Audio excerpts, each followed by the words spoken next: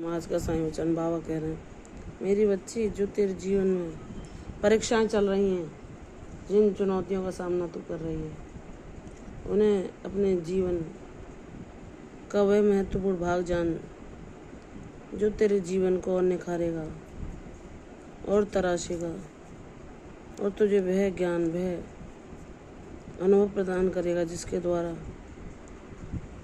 तू ईश्वर के साथ का अर्थ समझ पाएगी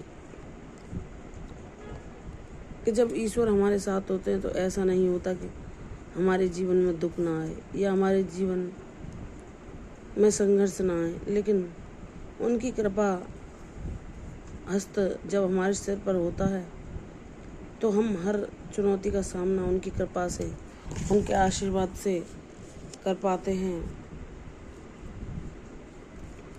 कितनी भी बड़ी विपदा क्यों न हो, वह भी हमारा कुछ नहीं बिगाड़ पाती। जब ईश्वर हमारे साथ होते हैं तो वह हर पल हमें मार्ग दिखाते हैं, हर पल हमें भरोसा दिलाते हैं, हर पल हमें साहस देते हैं हर चुनौती का सामना करने के लिए।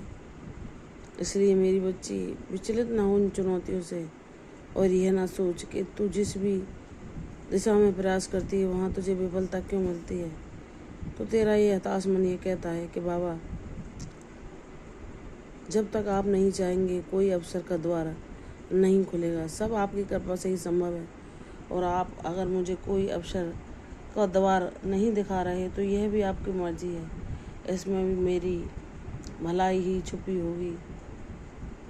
तो जब सच्चे भाव से हमने उस सदगुरु को सब कुछ सौंप दिया है तो जीवन में जिस ओर वह ले जाए हमें उसी सरलता के साथ, उसी धारा प्रवाह के साथ बहना चाहिए जहाँ बाबा हमें ले जा रहे हैं, जिस ओर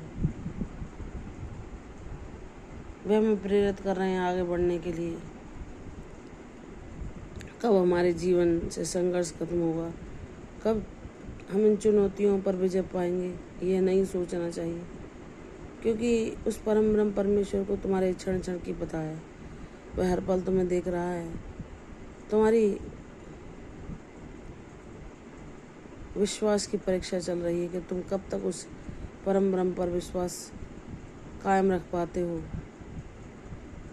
और यह उनकी कृपा के द्वारा ही संभव होता है कि हर पल जहाँ तुम्हें निराशा मिलती है, तुम्हारी हिम्मत टूटती है, वह सदगुरु तुम्हें अपने सानिध्य का एहसास कराते हैं, संकेत देते हैं कि मैं हर पल तेरे साथ हूँ मेरी बच्ची।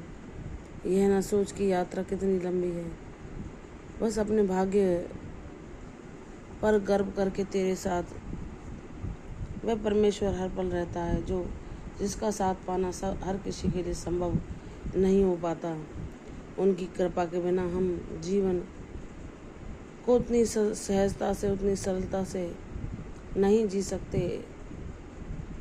हर चुनौती में शांति नहीं रख पाते। उनकी ही कृपा है जो हर पल हमारी रक्षा करती है, हर पल हमें संभालती है, हर पल हमें हौसला देती है और हर पल हमें आगे बढ़ने के लिए प्रेरित करती है।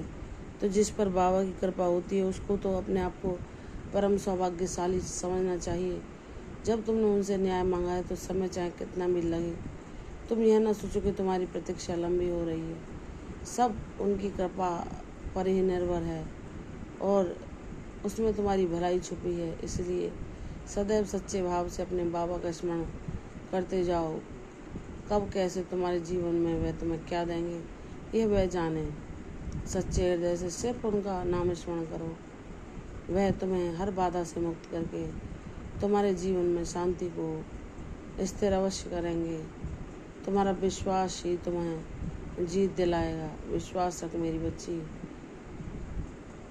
तूने हर परीक्षा को उत्तीर्ण कर लिया है। अब तेरे जीवन में वह बेहतर परिणाम मैं तुझे अवश्य दूंगा, जिसके लिए तू बहुत लंबे समय से प्रार्थना कर रही है। तेरी प्रतीक्षा तेरे जीवन में वह सफलता ला देगी जो हर किसी को पाना संभव नहीं। विश्वासपूर्वक अपने कदमों को आगे बढ़ाती चल। कब तेरे लिए क्या अवसर बाबा भेजेंगे यह सब उन पर छोड़ दो। सच्चे हृदय से सिर्फ उनका नाम जाप करो।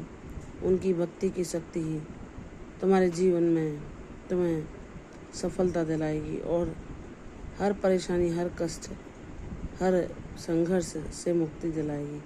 विश्वासपूर्वक उनका नाम जाप करते रहो। हर असंभव बात भी अवश्य संभव होगी। प्रसन्न रहो, यशस्वी भव, दीर्घायु भव। कल फिर आऊँगी साईं वचन, तब तक के लिए ओम साईं राम।